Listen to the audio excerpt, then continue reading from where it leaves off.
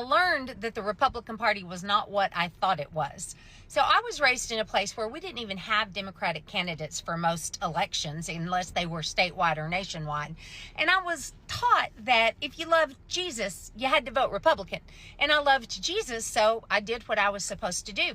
And to my great shame, I didn't even question it or look into it until the Republican Party first chose Donald Trump as a candidate. And that's when I started looking, because I knew, wait a minute, if they would nominate this man, they couldn't possibly stand for the things I thought they stood for.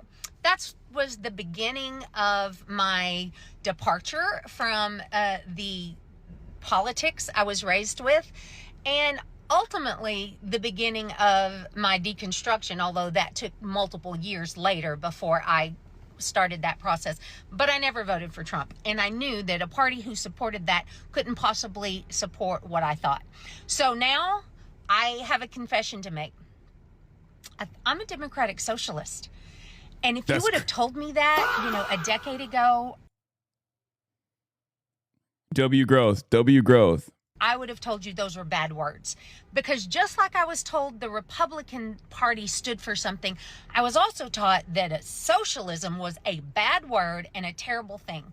But now, as I'm looking and learning and not just relying on something someone else told me, I'm realizing that my values have always aligned more with democratic socialism than with anything else.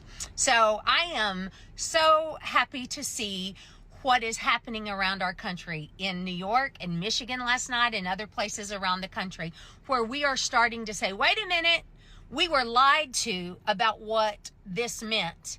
And this is the best way to care for the people in our community. So yeah, go love your neighbor. That's what I'm talking about.